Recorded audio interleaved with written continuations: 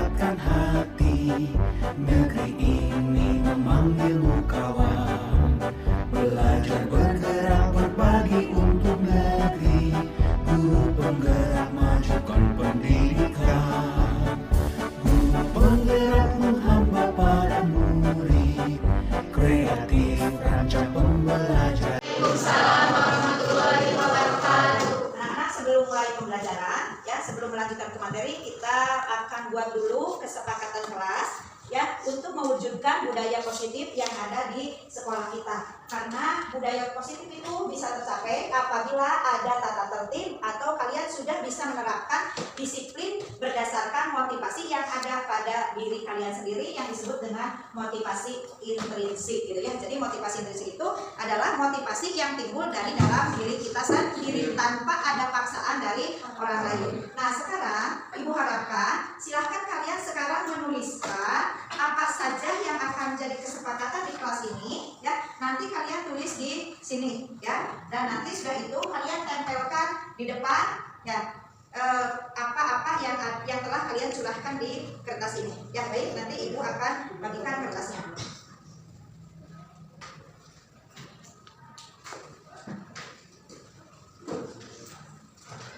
Itu yang belakang satu. Boleh lebih dari satu? Apa? Satu aja. Enggak, silakan ditulis.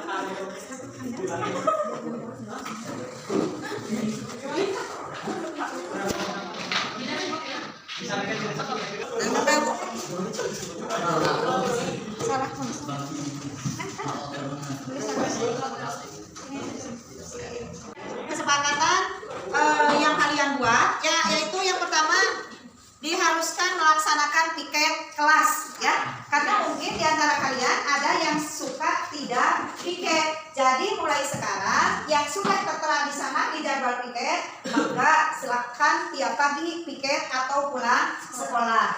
Yang kedua, tidak boleh ngobrol ketika belajar kita jangan suka ngobrol kalau memang tidak penting gitu jangan suka ngobrol. Ada lagi yang bilang tidak boleh tidur nundutan jadi lagi belajar tidak boleh tidur. Coba perhatikan apa yang disampaikan oleh Bapak Ibu guru, karena khawatir nanti yang disampaikan A yang terdengar oleh kita yang dilaksanakan menjadi B.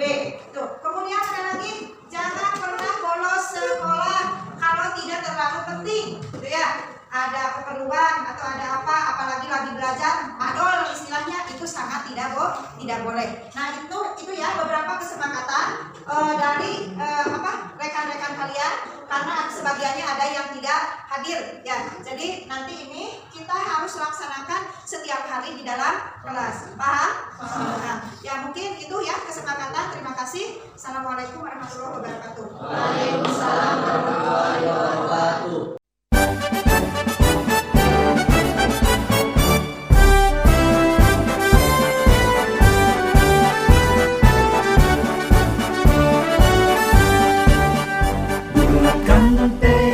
Kuatkan hati, negeri ini memanggilmu kawan.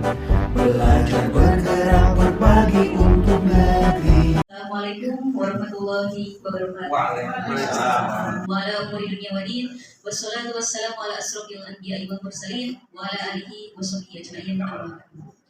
Yang terhormat Bapak Kepala Sekolah SMP Negeri 1 Talaga, yang terhormat Ibu, Bapak Guru beserta staf tata usaha.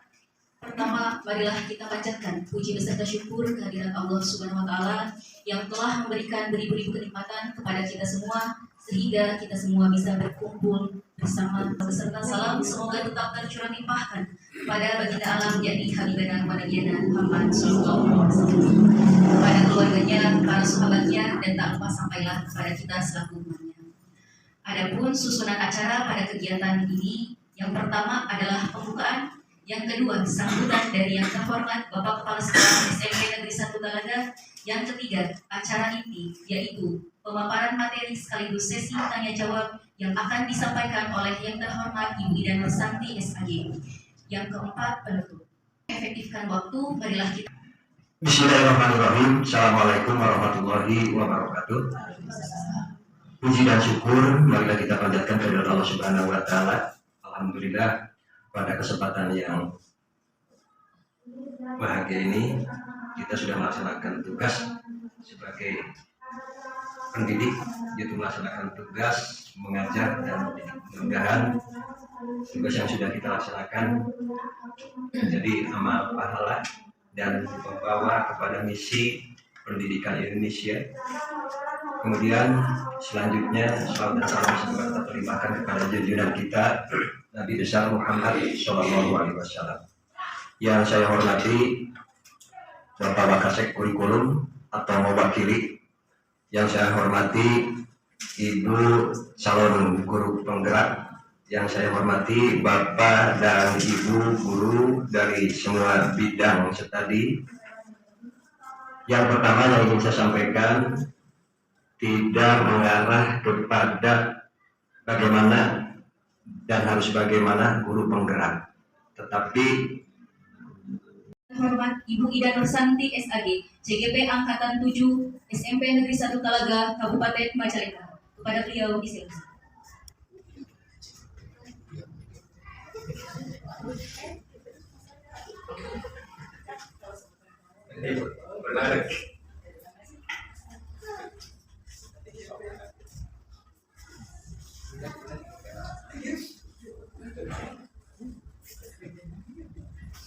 Assalamualaikum warahmatullahi wabarakatuh. Alhamdulillahirabbil alamin wa bihi nasta'inu ala umuri dunya waddin. Wassalatu wassalamu ala asrofil anbiya'i wal mursalin wa ala alihi wa sahbihi ajmain. Amma ba'd. Bapak Kepala Sekolah yang saya hormati, juga Bapak Ibu Dewan Guru yang saya hormati, puji syukur kita panjatkan kehadirat Allah Subhanahu wa taala. Berkat rahmat dan inayahnya kita bisa melaksanakan penyebaran materi budaya positif di sekolah. Saya ucapkan banyak terima kasih kepada Bapak Ibu semua yang telah meluangkan waktu untuk mengikuti kegiatan ini. Baiklah Bapak Ibu, perlu kita ketahui bersama bahwa budaya positif itu perlu dikembangkan di sekolah kita, yaitu melalui beberapa tahap. Dan pada mulanya saya akan memaparkan sedikit tentang filosofi Ki Hajar Dewantara. Apa aja yang terdapat dalam filosofinya Ki Hajar Dewantara? Di antaranya adalah bahwa tujuan pendidikan yang diutarakan oleh Ki Hajar Dewantara adalah menuntut segala kodrat yang ada pada diri siswa ya untuk meraih kebahagiaan yang setinggi-tingginya, baik sebagai manusia maupun sebagai anggota masyarakat. Dalam hal ini kita sebagai guru ya harus mampu menuntun seluruh murid, karena dalam hal ini murid itu berasal dari keluarga yang berbeda, berasal dari masyarakat yang berbeda, otomatis memiliki karakter yang berbeda pula. Nah, bagaimana caranya agar kita para siswa memiliki karakter yang baik melalui kegiatan budaya yang positif? Selain itu pula, bahwa Ki Hajar Dewantara menyatakan bahwa kita ketika mengajar itu harus sesuai dengan kodrat alam dan kodrat zaman.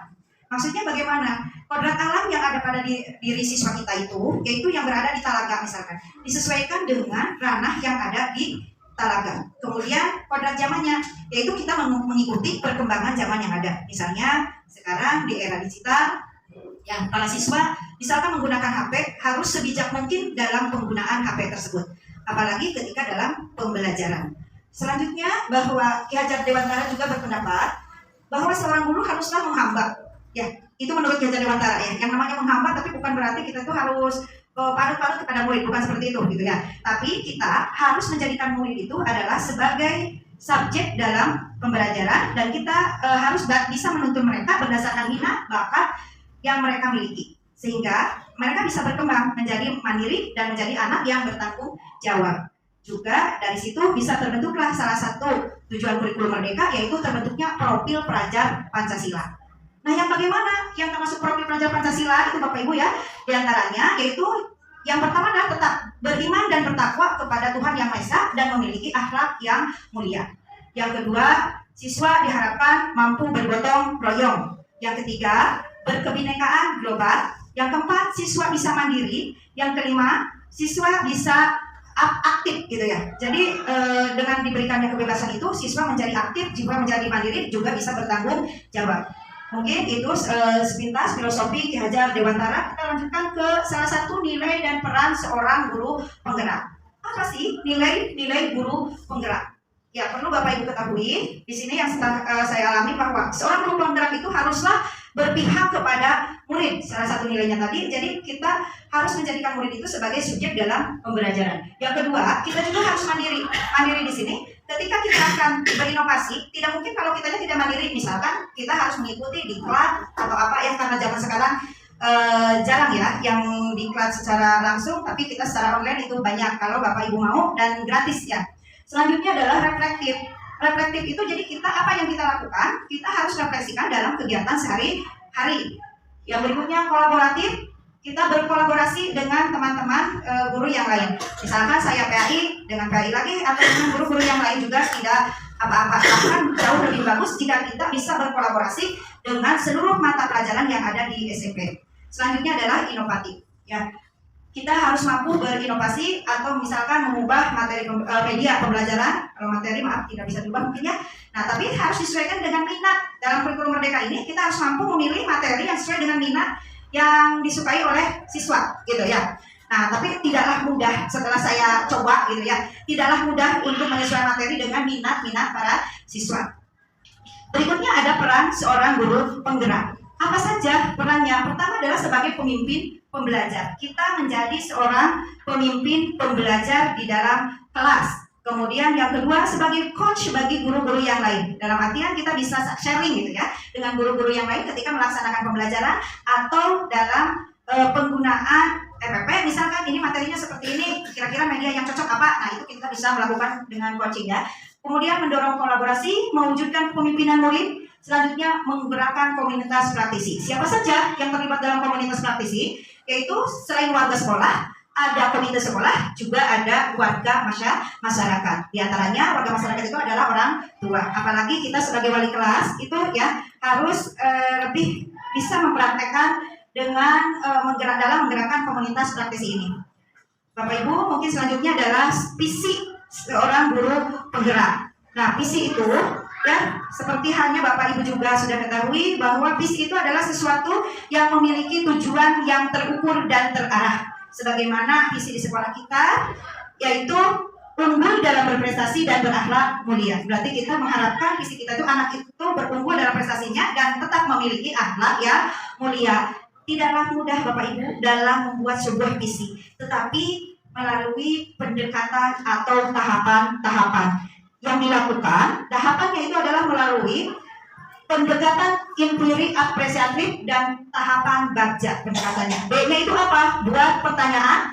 A-nya ambil pelajaran. G-nya adalah gali mimpi. C, jabarkan rencana dan atur eksekusi. Jadi dalam pembuatan sebuah misi itu pertama muncul dari adanya beberapa pertanyaan. Misalkan bagaimana caranya agar siswa menjadi berprestasi? Bagaimana caranya agar siswa memiliki akhlak yang mulia? Seperti itu ya. Kemudian kita bisa mengambil pelajaran dari sikap-sikap para siswa atau apa-apa yang telah kita lakukan. Baiklah Bapak Ibu, itu sepintas tentang visi dan nilai-nilai peran guru penggerak. Selanjutnya kita lanjutkan ke materi kita, yaitu tentang budaya positif di sekolah. Ya. Sebelumnya saya paparkan tentang budaya positif. Ini sebenarnya sudah banyak ya yang kita lakukan di sekolah kita.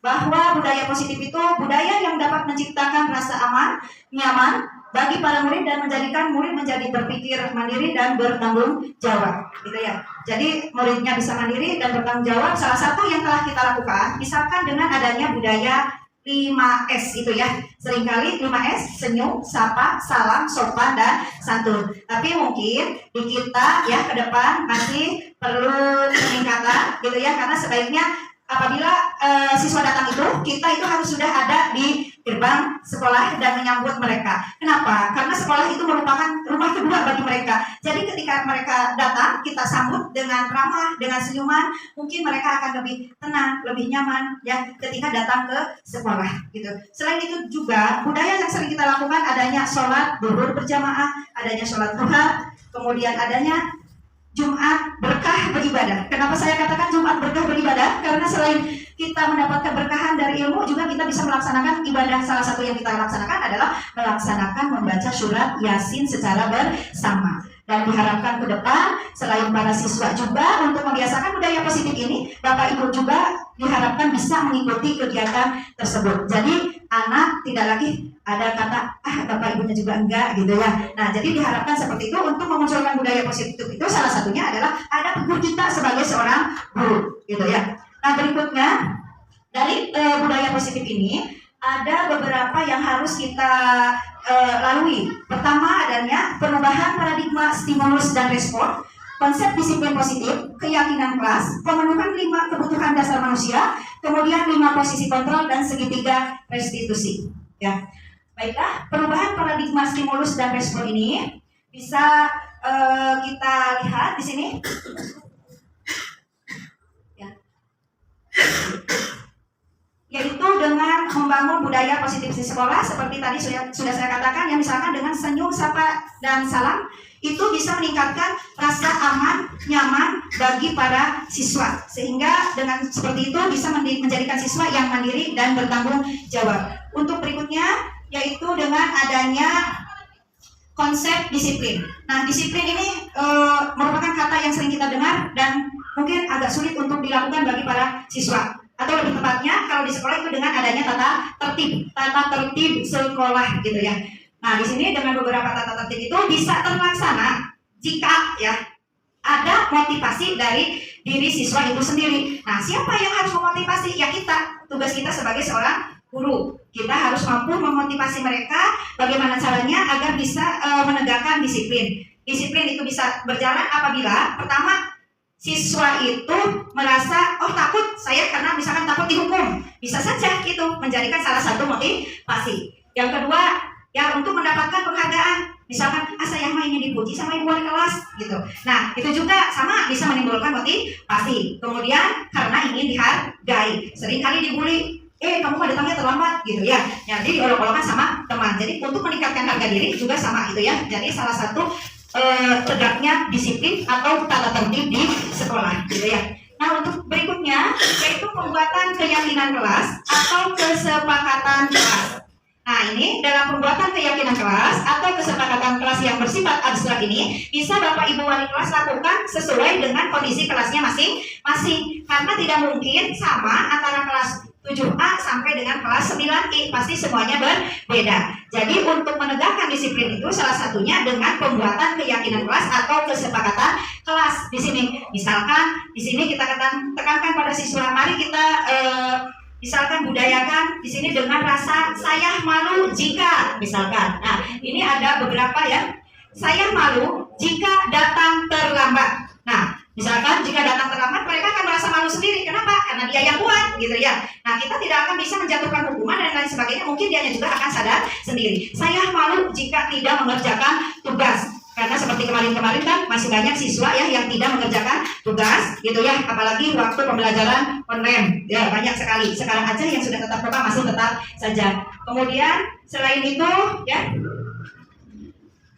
juga misalkan di sini budaya malu itu banyak ya yang saya contohkan, misalkan menyontek, berlorong dan tidak mengikuti kegiatan sekolah ya. Ada anak kan yang udah nggak mau ikutan ekstrakurikuler apapun, padahal di sekolah kita ekskul itu banyak, tinggal memilih, tapi mereka tidak mau.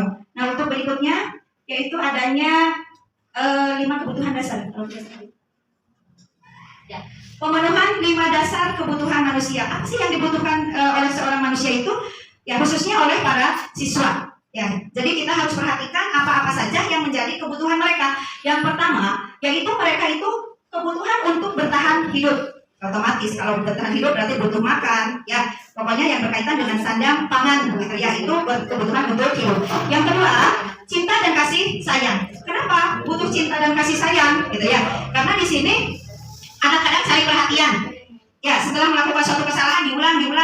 Bukan berarti anak itu bandel, tapi mungkin karena dia butuh perhatian. Jadi kitanya yang harus pandai-pandai. Kenapa sih anak masih tetap aja seperti ini? Padahal sudah diperingatkan beberapa kali. Kemudian yang ketiga, adanya kebebasan, kesenangan, kemudian akan penguasaan gitu ya. Jadi dia juga butuh senang, butuh healing ya. Nggak mulu belajar mulu di dalam kelas, tapi kalaupun belajar, silakan Bapak Ibu menciptakan suasana kelas yang nyaman, senyaman mungkin bagi mereka gitu ya. Atau dalam bentuk permainan atau apa, mangga ya. Kemudian selanjutnya adalah 5 posisi kontrol. Nah ini yang sering kadang kita melakukan sesuatu itu tidak sesuai gitu ya. Nah ada 5 posisi kontrol yang kita lakukan, yaitu yang pertama adalah sebagai penghukum ya. Ada posisi kita sebagai penghukum, tidak ada salahnya. Kemudian pembuat orang merasa bersalah. Ada juga posisi kita itu sebagai teman, bagi siswa itu hanya sebagai teman. Kemudian posisi kita hanya sebagai pemantau. Dan yang kelima adalah posisi kita sebagai manajer. Tapi bagi seorang guru, lebih tepatnya itu posisi kita harus bisa memposisikan diri kita sebagai manajer ketika menghadapi para siswa. Nah, kalau misalkan sebagai penghukum bagaimana? Itu boleh-boleh saja. Menjadikan siswa merasa bersalah itu boleh-boleh saja. Karena nanti akan terbentuk suatu keyakinan di sana, gitu ya. Misalkan, nah kenapa kamu tidak mengerjakan tugas? Bisa seperti itu. Nah, tahu nggak kalau tidak mengerjakan tugas itu salah? Nah, setelah itu dia menjawab kan? Nah, kemudian setelah itu kita yakinkan, ya, apakah perbuatan itu salah yang kamu lakukan? Pasti dia akan mengakui kalau perbuatannya itu salah. Nah, setelah itu baru kita yakinkan pada dia. Kemudian, kalau kamu tahu salah, apa yang akan kamu lakukan? Nah, begitu dengan terbentuknya seperti itu, mudah-mudahan dengan pengakuannya dia, akhirnya dia tidak lagi tidak mengumpulkan tugas. Jadi akhirnya dia dengan sendirinya, dengan sadar, tanpa kita marah dan lain sebagainya, ya tanpa ngambek-ngambek, akhirnya dia pun sadar bahwa tugas itu harus dikerjakan. Berikutnya, bagaimana cara menghadapi siswa itu ya? Yaitu melalui tahapan segitiga restitusi tadi ya. Jadi ketika ada siswa yang bermasalah, misalkan tadi tidak mengerjakan tugas atau sering bolos, maka kita panggil siswa tersebut melalui tahapan segitiga restitusi, yaitu pertama kita harus mampu menstabilkan identitas. Yang kedua, validasi tindakan yang salah dan menanyakan keyakinan. Seperti yang telah saya katakan tadi, yaitu misalkan tadi, kenapa kamu sering terlambat? Atau kenapa kamu atributnya tidak lengkap? Itu salah satu contoh untuk menstabilkan identitas gitu ya. Perlu Bapak Ibu ketahui bahwa pengertian dari segitiga restitusi itu yaitu ya adalah proses menciptakan kondisi bagi murid untuk memperbaiki kesalahan. Yang pertama menstabilkan identitas, yang kedua validasi tindakan yang salah, yang ketiga adalah menanyakan keyakinan. Jadi dalam menghadapi para siswa itu kita bisa melakukan dengan cara melakukan segitiga restitusi gitu ya. Jadi dengan cara menstabilkan dulu ya, kemudian setelah itu baru kita validasi tindakan yang salah. Kenapa kamu melakukan ini? Apa alasannya gitu ya. Kemudian yang terakhir meyakinkan mereka gitu dengan pembuatan keyakinan. Apa yang akan kamu lakukan setelah ini? Ya, setelah kamu mengetahui kalau perbuatan tersebut adalah salah. Ya, mungkin Bapak Ibu itu sekilas tentang pembiasaan budaya positif di sekolah gitu ya. Nah, barangkali Bapak Ibu ada yang mau bertanya, enggak?